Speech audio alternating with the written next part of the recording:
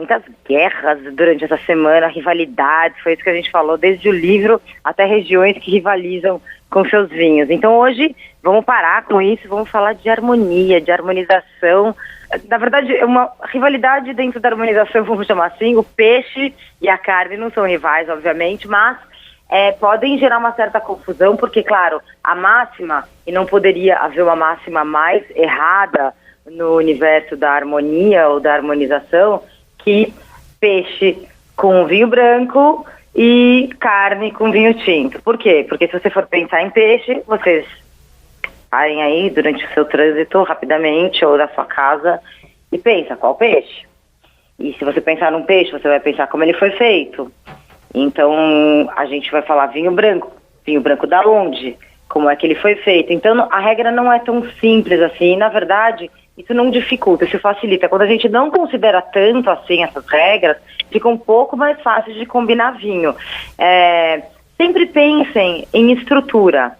Comida mais estruturada precisa de vinho mais estruturado. Então, eu vou dar um exemplo que aconteceu aqui na minha escola essa semana, numa aula sobre o Nordeste, ou melhor, o Noroeste da Itália. Então, a gente estava ali no Piemonte, a gente tomou vários vinhos, Barolo, Barbaresco, vinhões encorpados, famosos por combinarem com comida pesada e tal. E tinha um branco de uma uva pouco conhecida, chama Arnês, e a denominação de origem se chama Roero. Então, na verdade, a denominação de origem é Roero Arnês.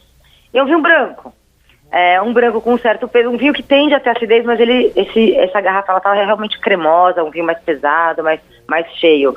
E a gente serviu um carneiro como prato para harmonização. E foi o vinho que melhor combinou com esse prato, porque tinha polenta também, enfim.